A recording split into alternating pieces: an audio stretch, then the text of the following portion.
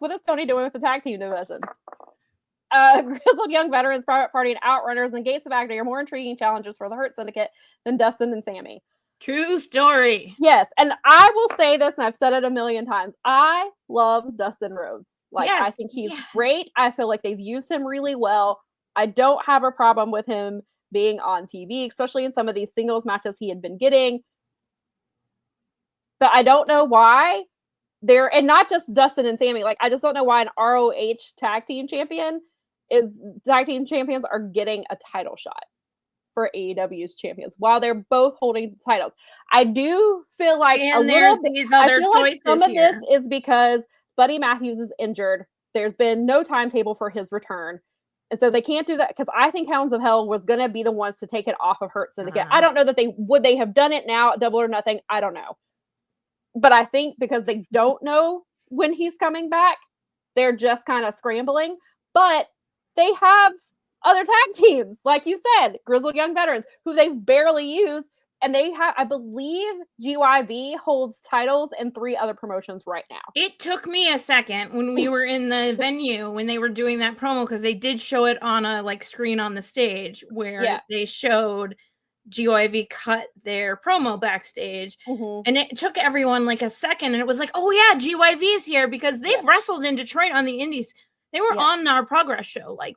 Right. It's not like we didn't know who they were. It just took everyone a second to go, be like, that's right. They have GYV here. Yeah, and so GYV has, I'm pretty sure, if I'm not mistaken, they're the current Deadlock Pro tag champions, and then they have the titles in 2 other, I'm pretty sure they have them in 3 promotions right now. It's not like well, I guess that's part of the reason they haven't been on TV is because they've been busy. They've been busy with other organizations. However, again, they're not the only tag team. Private Party has been MIA basically since they lost the titles. They haven't even had a rematch for their tag titles. And, that's a thing in wrestling where they almost everybody automatically gets a rematch. We haven't seen Private Party even try to come back. They were, I guess, embarrassed so badly that they didn't. Man, we were so happy to see Outrunners. And then the Outrunners, I think what happened was that with them is they got exposed a little bit in the pay-per-view match where they had the title. And I think they kind of took them off TV a little bit to just kind of, and I think they were getting a little oversaturated with it because I love the Outrunners, but of course they obviously do kind of the same stuff. And after once you've seen one Outrunners match, you've kind of seen them all. And I don't mean that in a bad way because I love the Outrunners. I think they're fun. I really enjoy them. But so I wonder if that's another reason. But where the hell are the Guns? They came back, they challenged Hurt Syndicate, and they haven't been on TV since. Where are they at?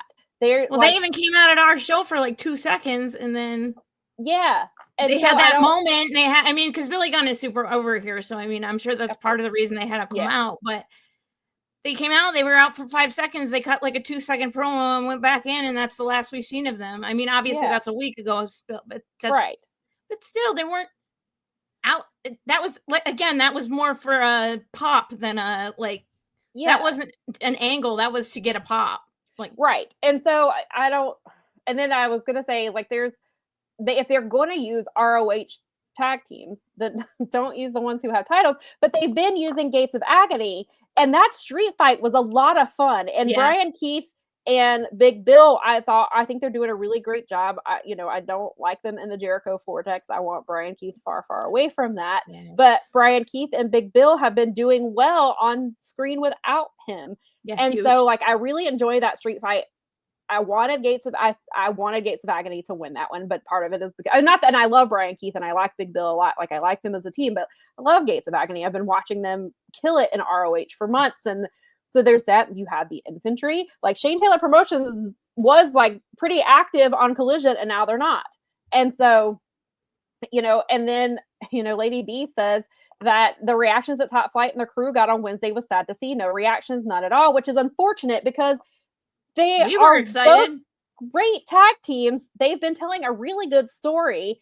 And that tornado tag match that they had 2 or 3 weeks ago was a lot of fun. It was awesome. And I don't know what the disconnect is.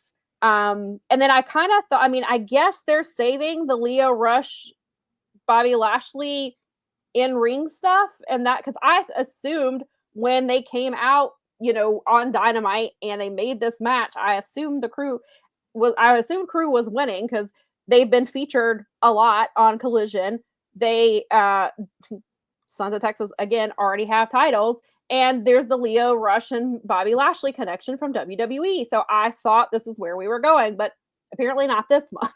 Maybe they're gonna do that. Maybe they're holding it off for All In, but I don't know. Or maybe they're just teasing it a little bit and we'll get it, later on in the year. I don't know. The tag team division has been, again, we've talked about this a lot, how this tag team division when AEW first started was the best. It was deep. And now it's been an afterthought for a couple of years. And even prior to Hurt Syndicate winning it, that they barely did anything with Private Party when they were the champions. They had a terrible tag team run, and it was not their fault. It was booking. And so that's why we talked about, like, when Motor City were free agents, we're like, well, where do you put both companies? Don't care about tag team wrestling. Like, and so now they're trying to get there, which again is what I go back to about the women's tag team division in AEW. Look at how they book the men. I'm afraid that and we already have issues with the way they book the women. Granted, yes, it's probably the best it's been. It's gotten better. Cautiously optimistic, but that's one of my main concerns with the tag team division, is because they can barely book the men's tag team division. How are they going to book the women's tag team division? But then obviously there are pros and cons to both things, but that's, I don't know. I hope they get it and figure it out, because I love tag team wrestling. Same.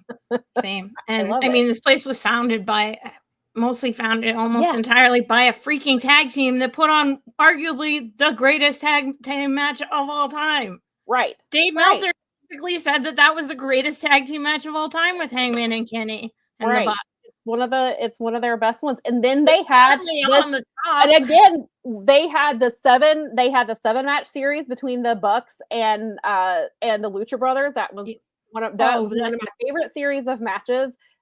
Match 7, yes, that was probably the pinnacle, but match 6 everybody didn't want was really good too, and ended up wanting it. Yeah. And then they've had the parking lot brawls that they did, and especially the first one, which was Best Friends versus Proud and Powerful, which was amazing, and still forever mad at Tony for never belting either one of them with the tag titles. And now they're not tag teams anymore, and it's probably never happening with them. And so the tag team division is something I love, but it makes me sad the way that me too. I have to agree with Sam on this one.